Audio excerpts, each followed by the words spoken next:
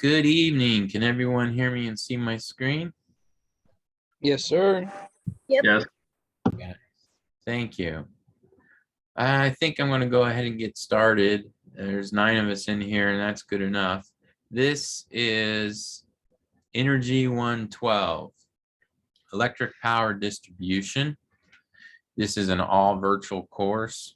So this is the only time we'll be meeting when we go through this class. Let's see here. I'm going to go right to the syllabus. I don't want to spend a whole lot of time on it. But this is being recorded for those of you that I haven't had a chance to speak to. I had a little trouble with this download here.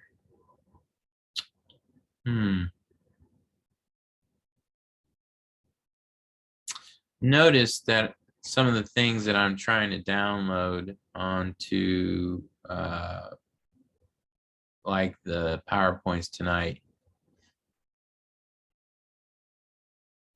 are having trouble. So I'm going to try this one more time.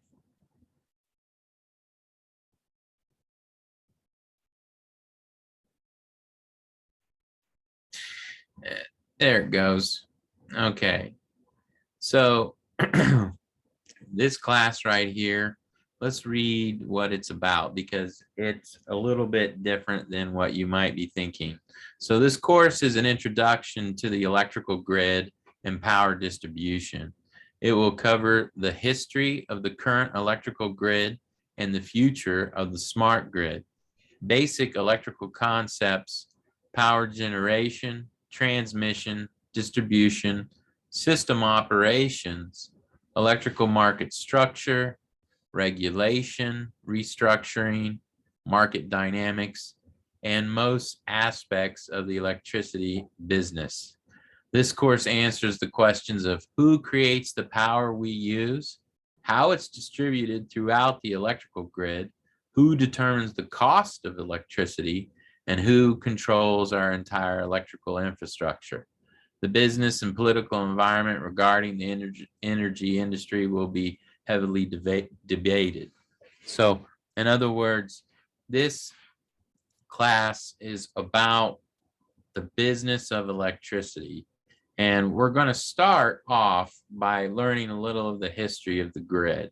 That's where we'll be focused at first. The purpose of this course is going to give those of you guys that have the desire to work in or with a vertical utility, particularly if you want to get into system operations, if you want to get into the distribution offices, and if you want to possibly start as, say, a wind tech, and eventually you want to be a wind farm manager or solar farm manager, someone who is qualified to understand the customers and the business aspects of the electrical markets. So it can be really foreign to most people and quite complicated. But if you're able to follow through and grasp some of the concepts and get a good background in this, it's going to set you up for a better chance of expanding yourself in different areas of the energy industry. There is no required textbook for this course. We'll be using PowerPoints. I'll approach this course as a study group, and we will be discussing with each other some of the different aspects of the business, and I'll lead the discussion, answers questions the best I can, and introduce information to you guys.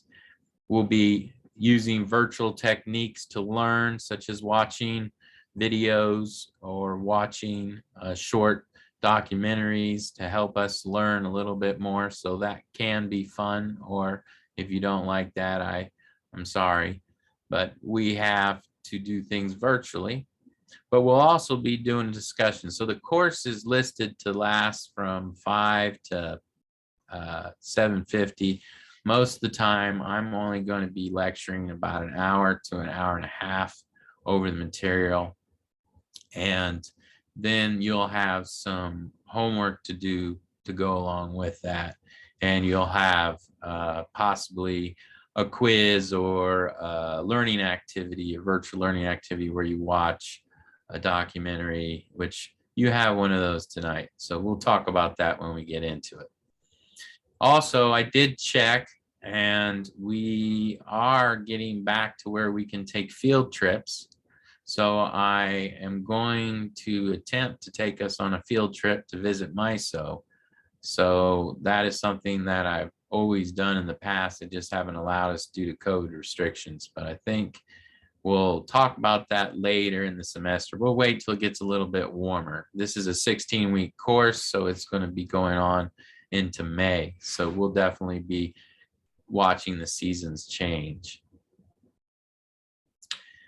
Class is broke up into homework and quizzes, projects, and professionalism, which professionalism is attendance or just professionalism in the way that you keep up on your homework. So this being a virtual course, it is expected that you participate in the class sessions as much as you can.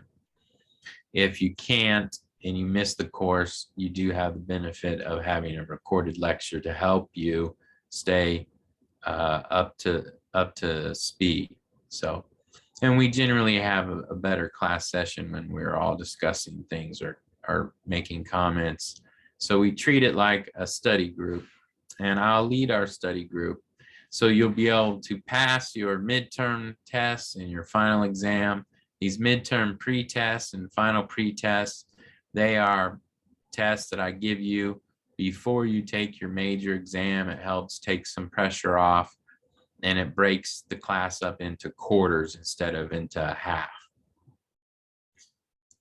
Letter grades are very easy, 90, 80, 70, 60, pretty standard stuff there. Okay, and then if you scroll down, you can see that we have our syllabus. You have your 16-week course. So this is January. The semester is January 19th through May 17th. Spring break, March 16th through the 22nd.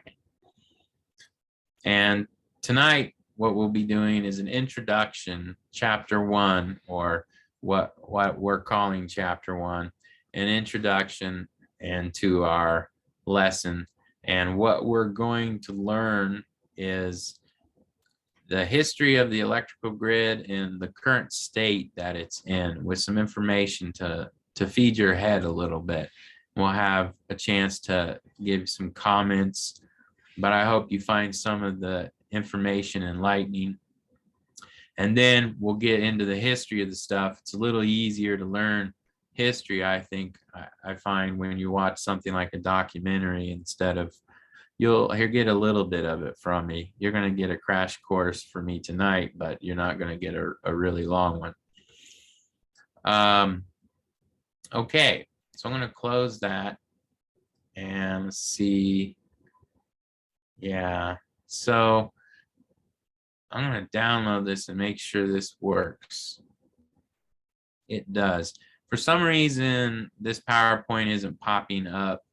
I'm going to have to fix that later, but you can download it and open it up. It should be able to do that. Yep, it just opened up. It looks just fine. So before we do that, though, I want to just clarify that we're going to be just going week to week. So you can come in here and you see week 1. You won't have access to any of the stuff until I open it up. And you really just need to worry about focusing on what we're doing for that week. And that would take you to module 1. So when you click on module 1, which should be published and available to you, you should be able to see a quick overview of what we're going to discuss. the electrical grid.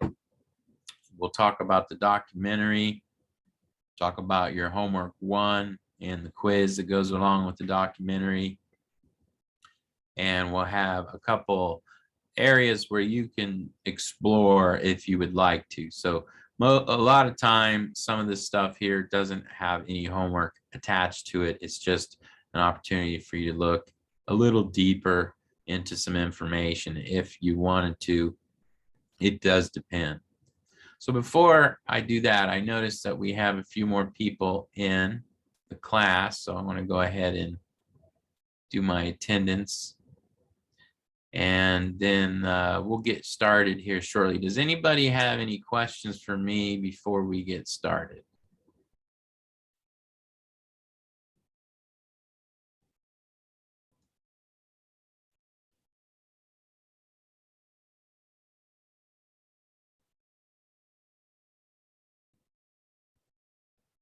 Okay.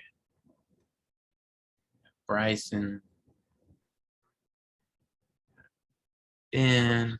So since we don't have the book, will we just be studying the PowerPoints we get, or? Yes. Yes, you're asking like about the book. Yeah. How you doing, Alan? Good to see you. I was going to turn my video on. Hello, everybody. I'm only going to do that for a few minutes or so. I just usually don't do that for a long time. But and good evening, Roberto. Looks like everybody's starting to show up. Hi, good evening. Good evening. And let me finish getting our attendance here. Alan, I seen you.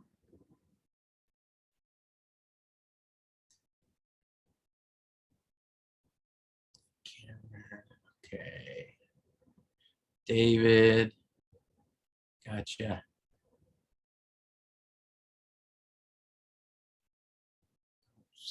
Tyron, Rory. Big class. Don't see Edwin. Probably work.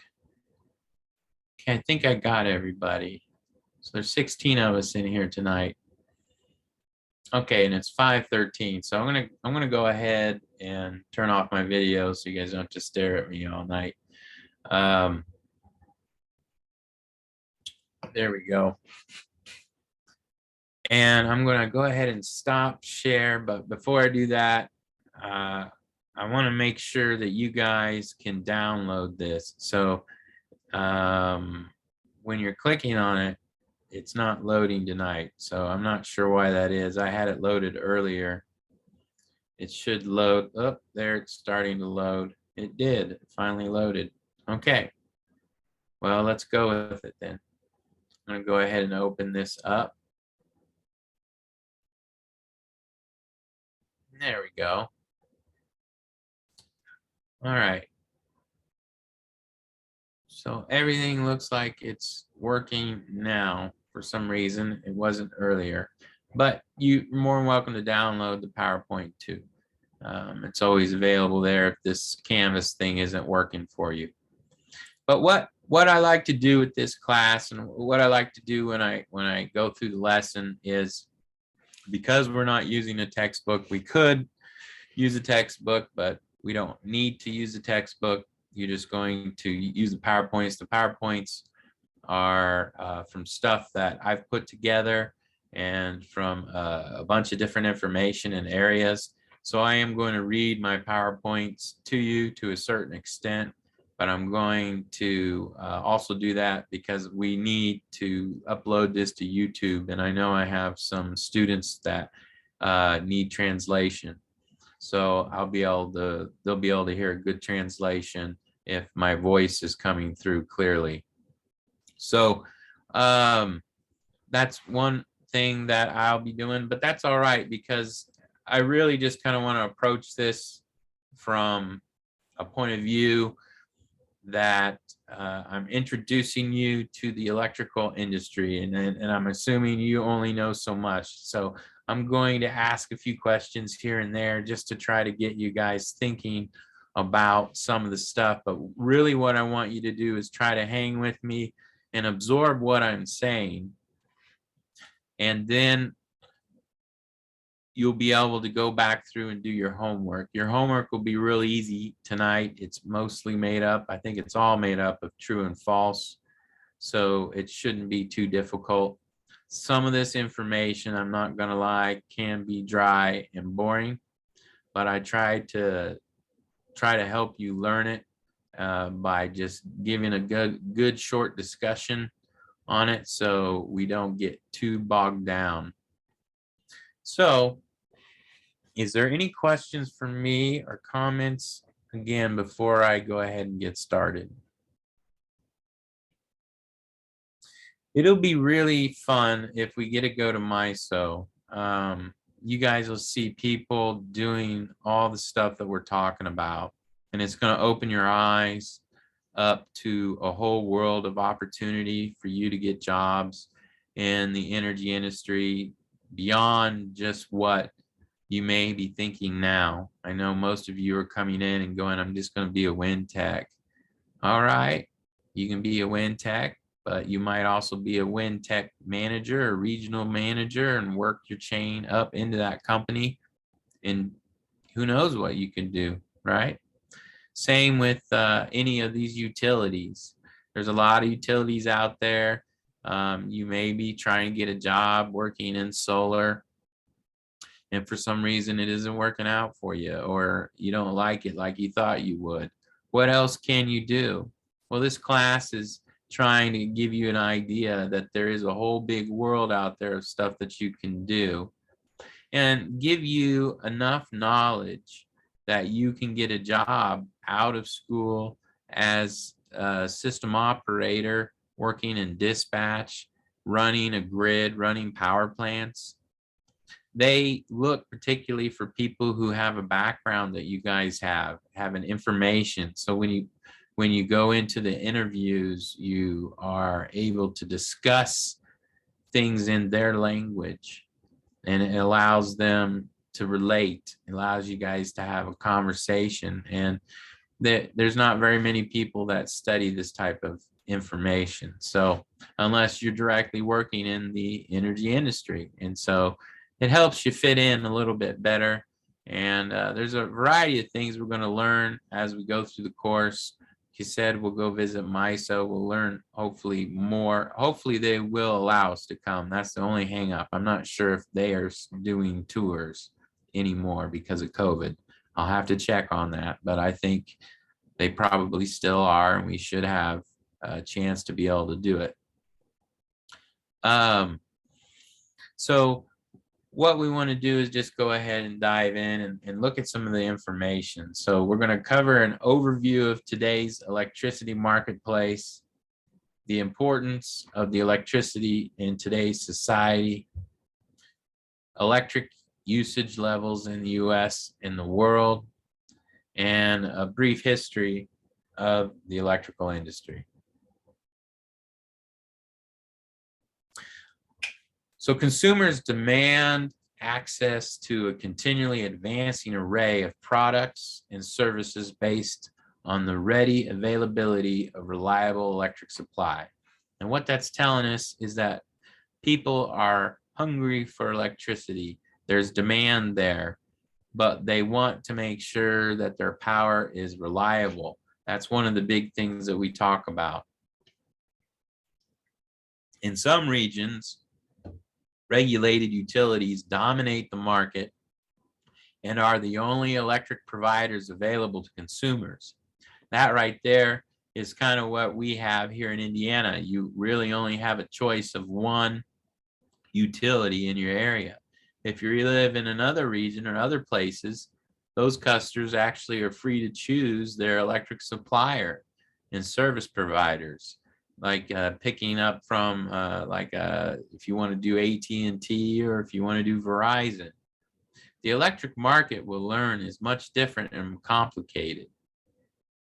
And it has a lot to do with how it was born and the history that it has and how it grew into what it is today. So we have a world with an insatiable appetite for electricity, and we're working on all types of technological advances to expand what we can do. You know, like electric cars is just exploding all over the scene, and we've got to build the electrical infrastructure for that. And we're going to see more and more of those types of changes, and the grid is going to be affected by that. Everybody's driving an electric car. How does that change things? These are the kinds of questions we're going to ask ourselves in this class. Government regulation. That's a big key to what we're going to talk about throughout this class, because we're dealing with what we would call a monopoly, and government regulation comes into play. And when we're dealing with they're the only provider you have, we need to make sure that they are providing cheap, reliable power. So the regulations struggle to keep up with the marketplace sometimes in the developments. And now, beyond having to add more regulation so that we can try to keep our power safe and reliable, we have concerns over the environmental impacts, things like climate change, extreme weather. We want to get away from traditional generation sources. So the other thing is the demand. The demand is rapidly growing throughout developing societies all over the world. And what happens is worldwide electricity demand doubles about every 25 years.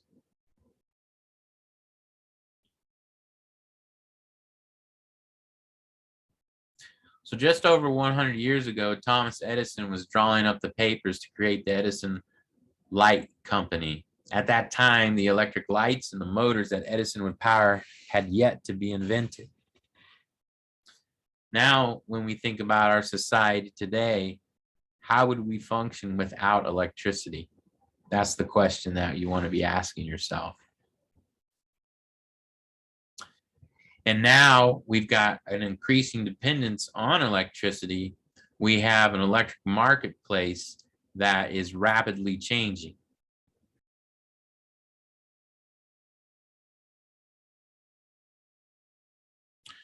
Our market structures have remained stable for close to 100 years, and they're being radically transformed. The vertically integrated utility is, in many areas of the world, being forced to separate into distinct generation, transmission, distribution, and retail service companies. That's something that we want to think about. We've done things a certain way for close to 100 years. Now the utilities, because of government regulation, are getting broken up into little pieces of generation, maybe just transmission lines, maybe just its distribution, or providing some type of retail service for your energy, like allowing you to buy only green energy instead of traditional fossil fuels. So those would be one thing on retail services that you might be able to choose. You may or may not be able to have those choices, but those changes in the marketplace are happening. So now we have generation and retail services, and what that brings up is competition. There's the key. You have competition going on all the time. We have the idea of competition coming about between new energy producers. No longer do we have just a utility that is going to provide you all your power. No, there are other players in the game that provide power too, such as a new wind farm, a solar farm, owned by investment groups, not necessarily owned by a utility. So in all of our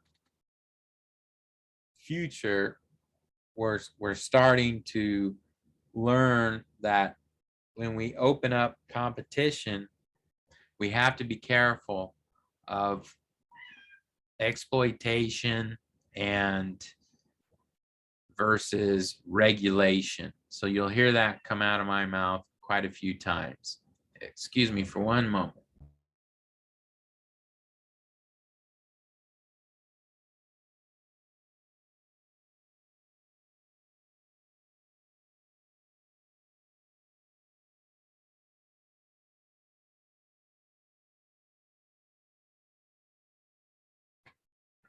Okay.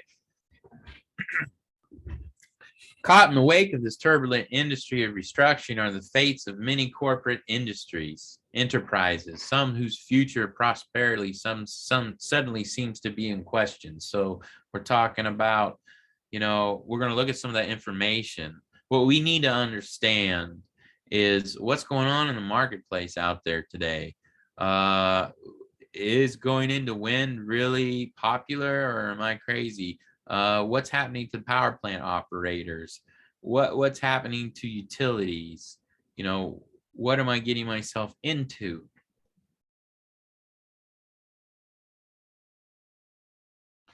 The technology of electricity continues to evolve as well. In the 1990s, the improvement of gas turbine generation technologies, natural gas, enabled competitive natural gas generating units to take on coal. And they did, and they provide electricity more cost effectively. And now we have utilities that have just smaller natural gas units out there that want to be able to sell their power, like Liberty Landfill, a landfill that makes natural gas, and they sell it, and they want to sell it on the grid, and they need to be able to compete. If the vertical utility has control of the entire industry, then how are we supposed to allow competition? How are we supposed to allow others to come in and sell their power as well? And that could even include you as an individual homeowner. If you have solar and you want to put solar on your home, but you have extra solar that you can backfeed to the grid through a net metering agreement, that puts competition also against the vertical utility. And so there is a lot of change that's going to happen. And we want to be able to try to predict and foresee where the future is taking us.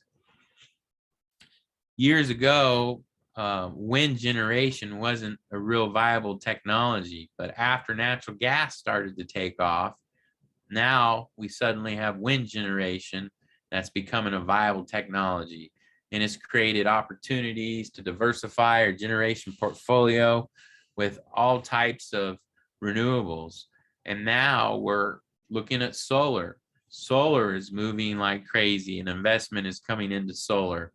And we want to look at information that supports that. Is that just something that we dream about, or is that what's really happening? So those are some of the things that we'll explore. There's also possible futures where we have a centralized supply based on clean coal. Clean coal hasn't gone away. I don't see coal going away entirely, but I do see it shrinking in the face of competition. And then nuclear. The nuclear facilities aren't really showing growth, but there's a lot of talk of small nuclear power plants now being on the horizon. And that very well may be something that we see come to fruition. We also have already spoke about solar cells and solar technologies coming. There's also superconductivity. We have superconductivity where we can add wires that are called superconductors, where we can send power more easily than we ever have before, and more power. We will have the smart grid, possibly, that will allow distribution systems to continually communicate with customers, allow you to use your smartphone to buy power when it's cheaper or when it's more expensive. It'll enable different types of services that are going to revolutionize the way that the energy is distributed throughout the entire industry. The possibilities, like I say here, are endless. Let's take a look at the market demand analysis. Many of you are wanting to go into wind, be a wind technician. If we were to do that, we'd want to know, are they hiring wind technicians? Well, according to the Bureau of Labor Statistics, the employment of wind turbine technicians service is projected to grow 68% from 2020 to 2030, which again is one of the fastest growing occupations there is. It's in the top 5, and it's been in the top 5 for about 10 years. Job prospects should be excellent for qualified candidates. And the median annual wage I see every year keeps going up. So most wind techs are making $56,000. That's the median. You can make more. When we look at what's going on in Indiana versus the United States, we can see that in the United States, there's an expected growth of about 1,300 jobs over 10 years. In Indiana, there's an expected annual job growth of 30 jobs, which is about right. You know, there's usually about 30 people in my program and everybody gets a job. So there should be opportunities for you guys upon graduation. Solar. Employment for solar technicians is projected to grow 52% from 2020 to 2030, which is also one of the fastest growing jobs there is. The job prospects should be excellent for qualified candidates. And the average salary for a solar technician is a little bit lower than wind, but it's gaining steam. It's $46,470 in 2020. And again, that's just the average.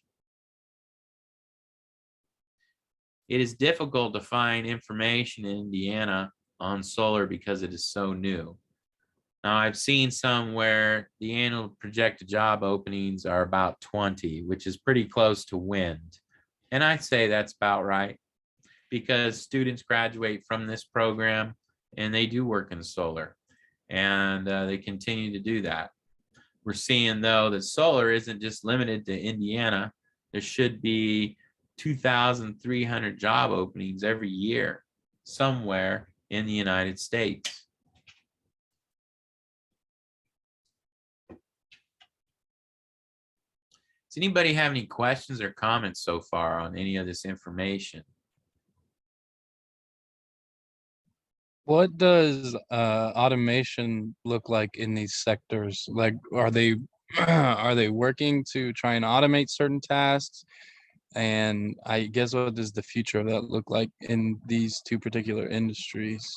For solar photovoltaic installers and wind, they are about as automated as they could get, I'd say.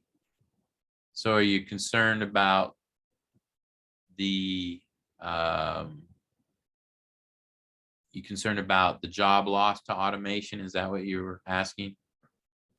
I was just more curious than anything. Yeah, well, when you think about wind, you're working on a giant robot. A wind turbine is basically already automated, and there are things that are going to break down on it. I think there is as much automation as there can be. There is a difference in the types of jobs. Wind service technicians is a maintenance job where they are constantly working to keep the machine from falling apart over time. It just literally happens. It falls apart, everything breaks just like an old car. Then you have the solar technicians who are more heavily influenced in the construction industry, where you are having more opportunities to build them and stay building them. Once they're built, they still need people to do maintenance on a large, especially if it's a multi-megawatt solar farm, and that's what they are. They just don't put 200 megawatts of solar out in the field and leave it. There's going to be people that need to go out there and check and test and make sure that everything is working. So there's maintenance available there, but there's a lot of construction available as well. Power plant operators is where we've seen some changes. What we're seeing is, and this is not my stuff, this is according to the Bureau of Labor Statistics. So, I mean, you can click on that and boom, it brings you up to that information. It shows you a negative 14% decline. So that's where I'm getting this information. And so it's a really good resource.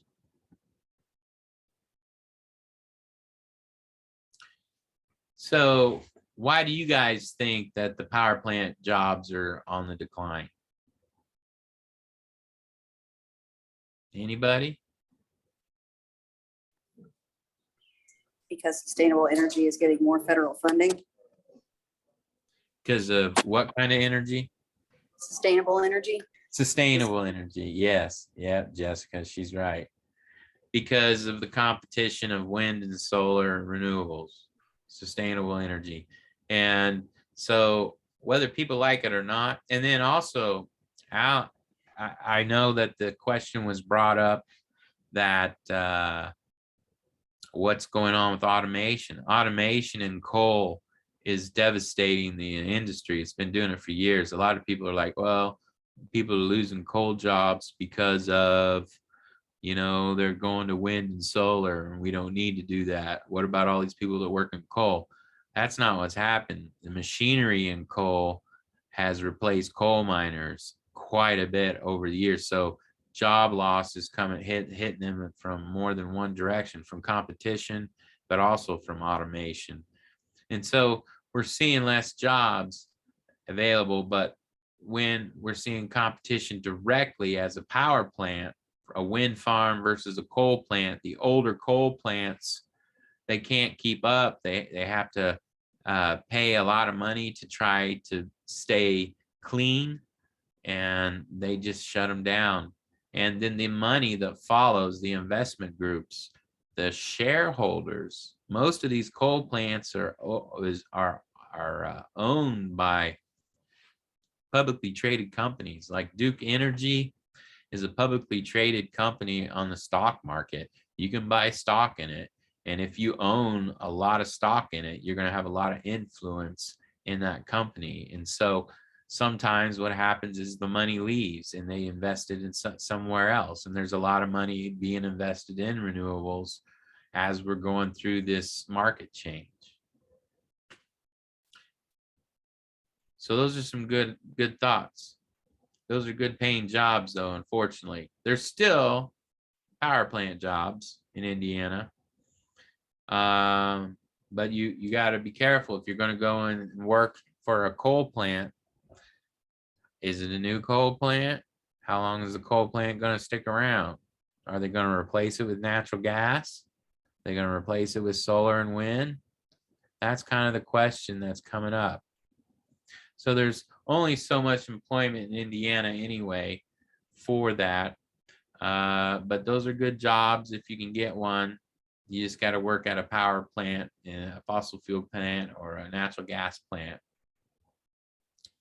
And the thing of those jobs is, so much of those jobs, they just looking for someone with an associate's degree in energy, and everything else that you're going to learn, you're going to have to learn at that power plant. They're going to take you and have to train you. There's no way that the schooling is going to be all that you learn. Same with a wind technician. You know, you're going to get the job, you're going to get it in the field, and when you get your hands on the real equipment, there's still more to learn.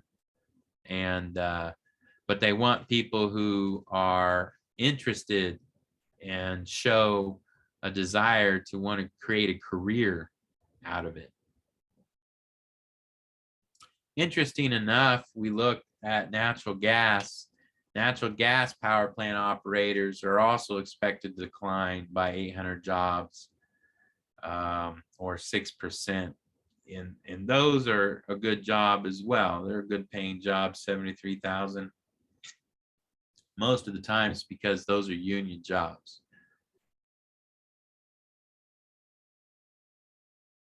So there's still annual projected job openings of 1,300 all over the United States, but we see that more people are going to be losing their jobs than they're going to be hiring, even in natural gas.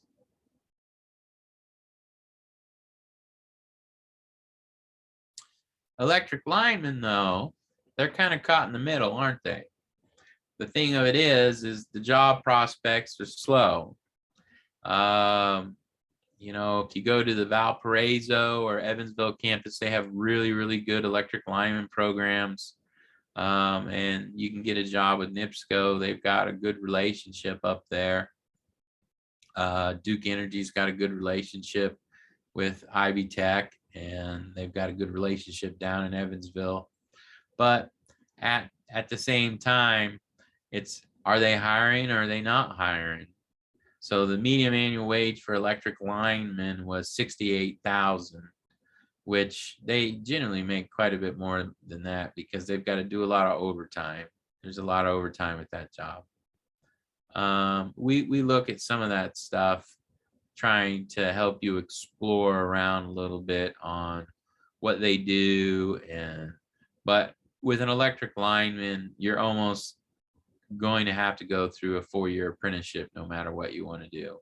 Even if you go to school, you still go through a 4-year apprenticeship. In most cases, unless you go to a specialty school that really isn't like Ivy Tech, that's an accredited college. It's more like a camp, more like a lineman camp. So those are some things you can do, but they all are expensive and they cost money is the problem.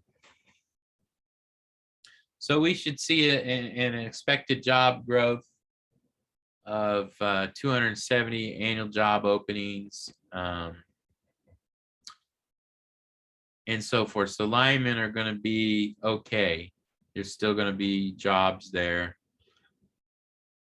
But that's really what we're looking at. So when we look at the diagram, we see where the investment is. We're seeing that in 2020, 42 gigawatts of new capacity in the US was added. So 44% of it was wind, 32% was solar, 22 was natural gas, and then we had battery storage. So that was 2 years ago.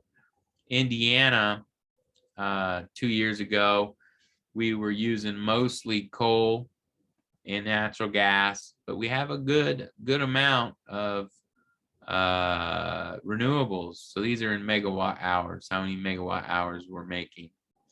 So we've got a lot of very big coal plants. We've got one coal plant, the Gibson coal-fired plant. It can make, I think, 3,000 megawatts just itself.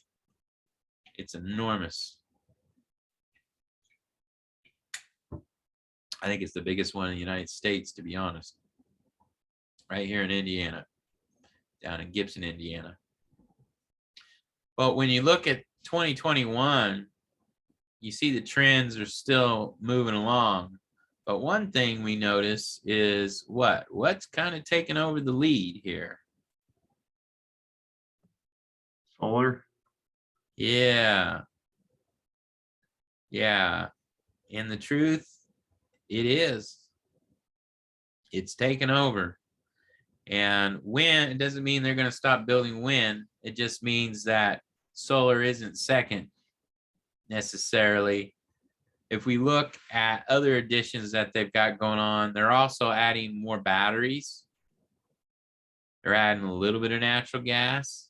This is a big one to watch too, because there's going to be battery facilities, megawatt battery facilities that need energy technicians, which actually brings me up to a good point, since there's quite a few of you. Summer classes are going to be opening up, and I will be wanting to talk to you guys about those of you that want to take summer class, or if you need summer classes. One of the electives that a lot of you guys ask me about is the energy storage class. We're supposed to be purchasing about 16 new batteries, and we're going to this summer run an energy storage class, and we're going to be rebuilding our battery systems at the Energy Center. So it'll be a good, fun class to have over the summer. It'll be a lot of hands-on. So I'll bring that up again. But they're wanting technicians who know how to work with batteries and battery systems, the inverter systems that use batteries. We need to learn how to program them and set them up. We don't ever seem to get enough time to do that. And all these facilities, solar and wind, are going to have battery backup eventually. I have no doubt in my mind. So that's the growth and development that's coming forward. Here are some other links. These don't seem to be working in this slide for some reason, but if you download it, you can get in there. But you can see across Indiana, all over where they're starting to build projects. There's a list right here that shows you some of the projects by county. So I've got another list that's updated, but if you're trying to look for a job, this can help you right here. If you're looking down here, you can see the project name, you can see if it's wind, but again, wind is in blue. What do we see dominating?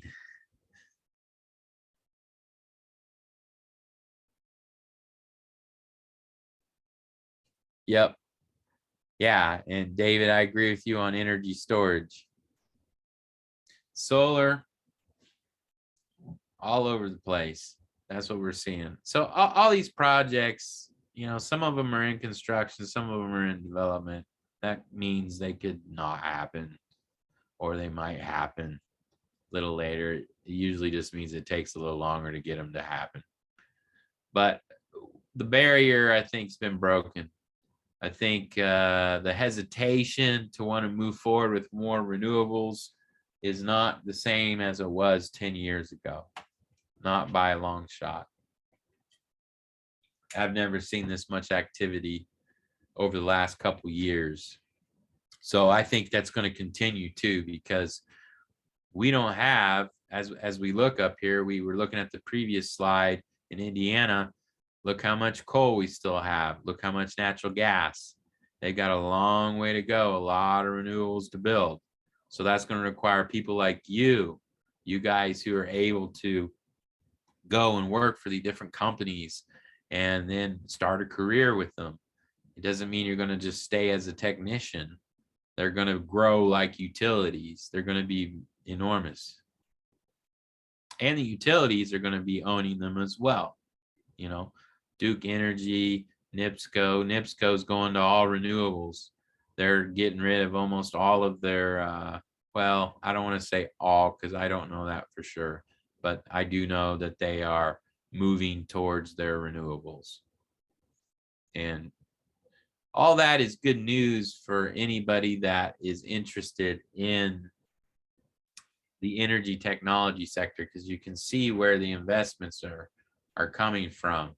You know, we're seeing a lot of investments of wind in Texas, tons of wind in Texas, great places to get jobs. Of course, we're going to see a lot of solar in these areas in the sunny states, East and West Coast, but we're even seeing it in the Midwest. Yeah, go ahead. Does area of choosing whether to go solar or wind or another resource, does it depend more on the geographic features than on what their energy needs are? Yeah, it does and it doesn't. It is going to be easier geographically to build in certain areas, but they will build in areas that are geographically harder just because the investment and the opportunity is there. Because what we got to remember is we can't send power from Oklahoma to Indiana very efficiently. So we've got to have wind farms close to all of our big cities. We got to have solar farms close to all of our big cities. We got Chicago up here. I mean, and it's not going to work as good as it does in a sunny state. Solar will be better in Nevada than it will be in Indiana, but it doesn't mean it doesn't work in Indiana. And the technology keeps changing too. So every year comes out, we get better solar panels, and they're got more and more power. So it doesn't matter as much as it used to. Good question. This right here is mainly for you guys to show me that you can calculate basic watts. This is just a simple explanation. You may not know how to do that. Most of you do, but if you're new to this, that's okay. What you just need to understand when you're reading some of this material, when we're talking about megawatts or gigawatts, you need to understand that 1 kilowatt equals 1,000 watts. 1 megawatt equals 1,000 kilowatts, or 1 million watts. We got 1 gigawatt, which is equals 1,000 megawatts. That's a lot of power, an enormous amount of power. And when we're talking about calculating power, we calculate power in watt hours. So the example right here says this, and this is just to clear it up for you and anybody that may not understand. Let's say we have a 60-watt light bulb in our living room. It uses 60 watt hours of energy if you leave it on for just 1 hour. So if you have a 60-watt light bulb, then it's going to use 60 watts over 1 hour. And that's how you're billed. If you leave it on for all day long, like a front porch light or something, 24 hours a day, then it would consume 1,440 watts, because you would simply take 60 times 24, which is the same thing as 1.44 kilowatt hours. Does anybody have any questions over that? So on your homework, you do have a couple questions that you need to be able to answer to show that you can do this simple calculations, or you understand what a kilowatt is. I don't want any of my graduates not being able to talk about how to calculate watts into watt hours. So we got to make sure that that's known. Electricity over time. So when we're looking at this, really all we're just looking at is, in 1980, this was world electricity production. In 2005, this is where world electricity production was. 2030 is expected to be somewhere in this range. All this just is showing us that we're doubling about every 25 years our output. So we can see that we're going to have capacity additions that we need. So if the demand is increasing, then we're going to need to build more and more power plants to go with the demand and go with the population growth. And that's all over the world.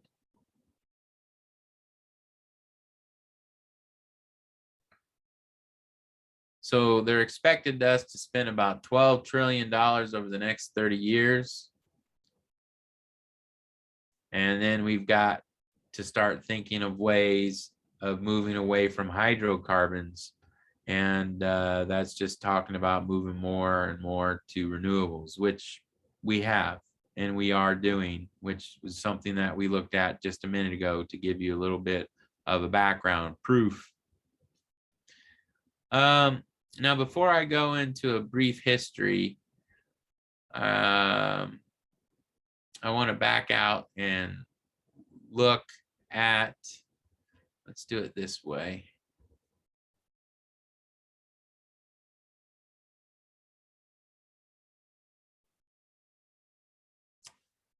Some of the other information that's in our module.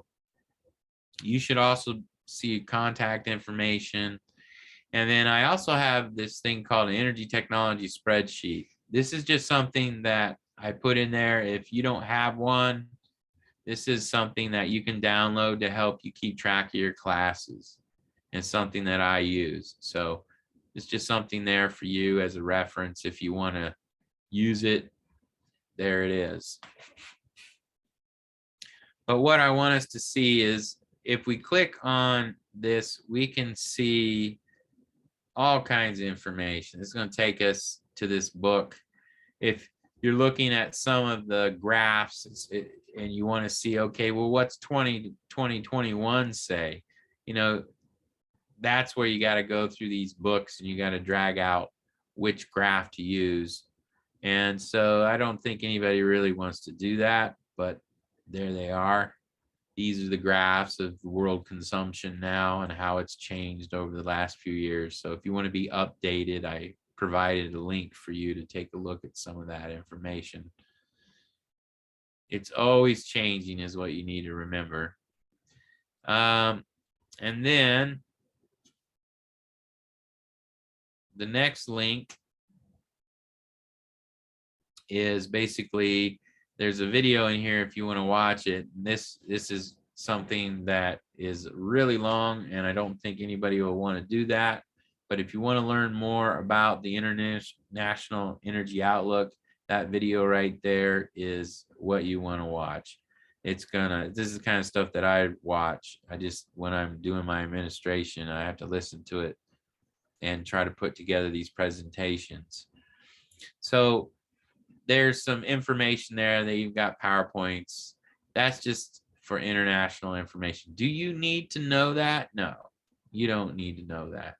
All you need to do is just make sure you know what's on your homework in most cases. Okay. All right. So let's talk about a brief history, because we only got about 10 slides left, and then see, it's 6 o'clock, so we've been going an hour already. So I'll be done here shortly, and then I'll explain to you what the documentary is, and then I'll turn you loose, and you can watch the documentary after this class or at another time that works better for you. So the word electricity is derived from the Latin word electricus, which means to produce from amber by friction. As long ago as 600 BC, Greeks knew that amber could be charged by rubbing. Thales of Miletus, who many credit with the first discovery of electricity, he noticed that by rubbing two pieces of amber together created a force that could attract light objects such as cat fur. So really, we're going all the way back to the Greeks. While man has long known the phenomenon we now call electricity existed, it was not until much later that it was studied and ultimately put to use. In 1600, the English, so this is a homework question right here. In 1600, the English scientist William Gilbert described the electrification of many different substances and coined the word electricity. That's where it comes from. Fast forward to 1660, scientists have invented a machine for producing static electricity by rotating and rubbing a ball of sulfur. So now we can see static electricity. Then we get into the 1700s, and when we reach the 1700s, we come into a new age of harnessing electricity. In 1729, the conduction of electricity was discovered, and subsequent work identified substances that would work as conductors. So 1729, we were discovering how to make wires. In 1745, the Leyden jar was invented. If you don't know what a Leyden jar is, I have one, and this is where if we were on campus, I'd pull that stuff out and we would do a little magic trick. But you can also Google Leyden jar and watch a few videos on how to make one yourself. So this device contained a glass vial partially filled with water and a thick wire that could conduct an electrical charge. The jar is notable because of the first device that could store a charge and then later discharge. So it's like the first battery, one of the first batteries, types of batteries. But it didn't hold it very long. Let's put it that way. It was also during the time that Benjamin Franklin invented the lightning rod, proving that lightning was actually a form of electricity. And we get into 1799, where copper and zinc plates are separated by cardboard soaked in salt water. and they're used to create the first continuous and controlled source of electricity, the forerunner of our modern day battery. Having a steady source of electricity pushed researchers' capabilities into a new realm. And by the mid 1800s, we had the laws that were derived as Ohm's law and Kirchhoff's law, as well as various electric technologies such as the electromagnet, the electric motor, the electric generator, and electric arc lights. We also saw the first practical use of electricity, which was the telegraph, and that was invented by Samuel Morse in 1880. That brings us up to the 1880s. And now we get into the industrial age, and that's where your documentary is going to start to take over. As the world entered the industrial age, scientists and engineers pressed to create additional practical uses of electricity. The discovery of the self-excited dynamo, which is a generator that quickly could ramp up to full capacity, made it feasible to create small-scale generating stations. And by the mid-1870s, electric arcs were lighting the streets of London, Paris, and New York. Arc lights, however, are too powerful for indoor use, and widespread use of electricity awaited Thomas Edison's development of a practical incandescent bulb in 1879.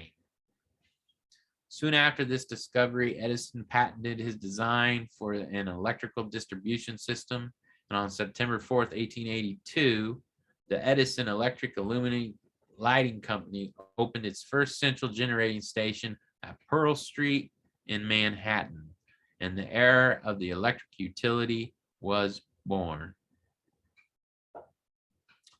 Broader development of electric utilities was hamstrung by the fact that the initial systems were direct current. So DC is what we started with. And DC voltage systems are not considered very safe for home because we can't distribute power for more than half a mile because of losses. So at that time, raising voltage to transmit power and then lowering them again for a household was just too expensive, and it didn't work.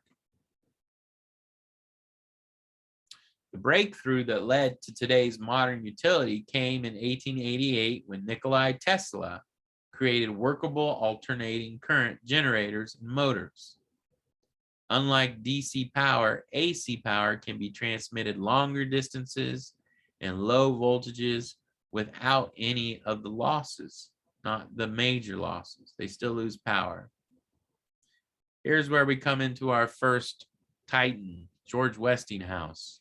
Using Tesla's patents, George Westinghouse received a contract to construct a power plant at Niagara Falls. If you've never been to Niagara Falls, it's something I highly recommend. It's a beautiful sight to see. It's still there. Soon, the electrical giants, Westinghouse and General Electric, came to dominate the electric power technology.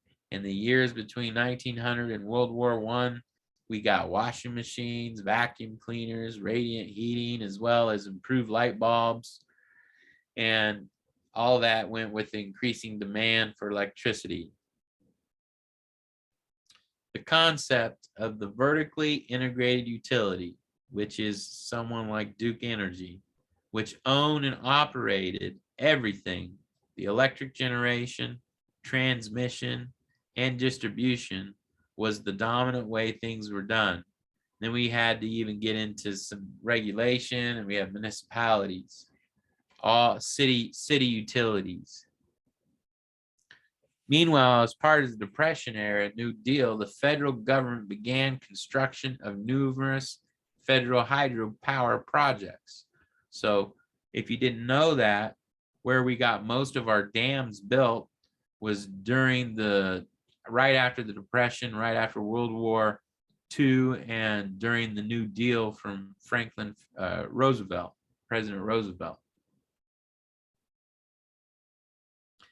These were good times for utilities. Between 1945 and 1965, the utility industry continued to grow, and investors became familiar with the steady, if unspectacular, returns provided by utilities. The The technology for central generating units powered by coal, fuel, and natural gas matured, and they provided for increased efficiency and lower costs. Rates were dropping. But then that moves us into 1965. 1965 marked the start of the new era. The Northeast blackout in November 1965, which is one of the first blackouts, left 30 million customers without power, basically New York. We had realized that we were way too reliable on a system that wasn't reliable enough.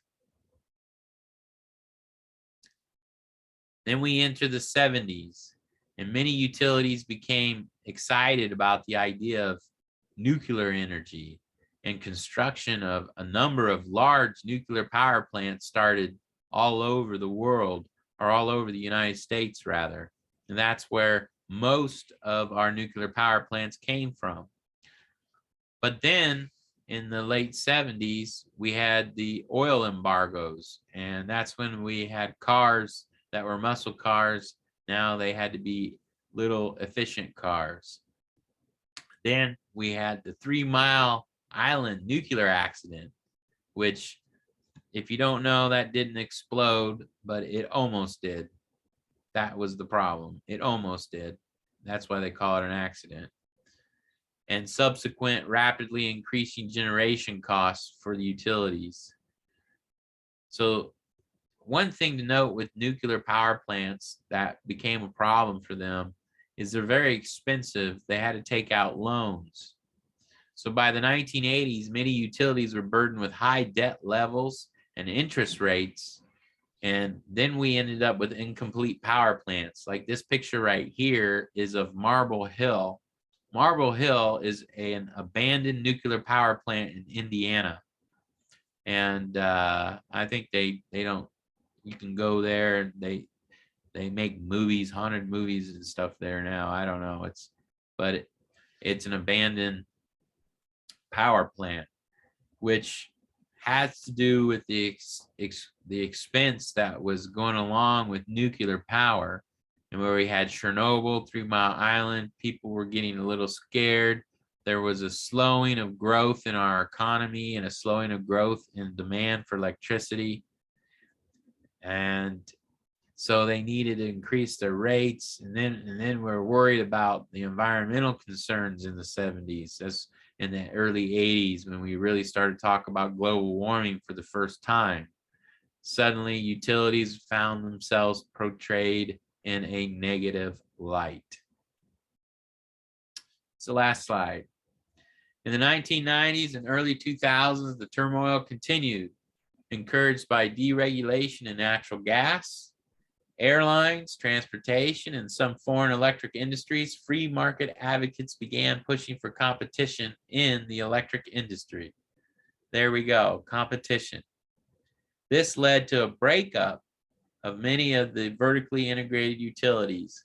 The spectacular rise and fall of marketing companies such as Enron. If you don't know anything about Enron, we'll learn about Enron later in the year. Or Dynegy. Financial difficulties driven by expansion of the utilities into unregulated activities, and a U.S. marketplace split into varying market structures.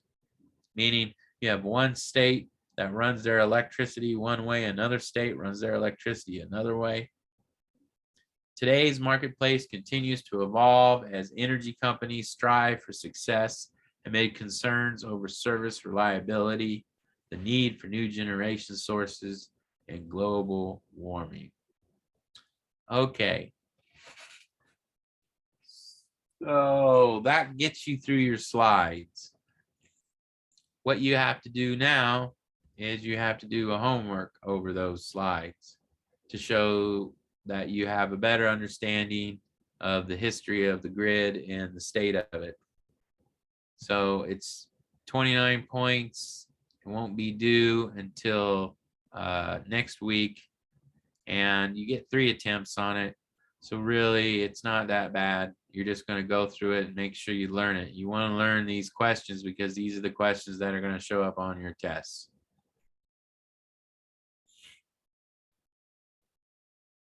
This right here is the Westinghouse documentary. So we have a couple of these that we watched at the beginning. This is on YouTube already, so you can watch it. There's a problem with it though. It is 2 hours long. And I want you to know that you don't need to watch the whole thing. You want to watch about the first hour. We will be watching documentaries that are going to be either 30 minutes long to an hour. So if you want to watch more than an hour of it, go right ahead. I mean, I would highly recommend it. It's a good one, but you do have to show me that you did watch some of it and learned about George Westinghouse. And I think it's fun because it's a video and you get to see a little bit more of what went on in the history instead of me just telling you about it. And you have a quiz that goes over it. So the quiz just follows along with the video. So what I would do is you could either watch the video and then do the quiz, or you can do the quiz while you watch the video and you can be done with that in about an hour. So that's some of your virtual content. And that quiz is right here. So the questions are very easy. Mostly true and false. You get 3 attempts. That isn't due until next week, but hopefully you should enjoy watching the video a little bit. Okay, does anybody have any questions for me?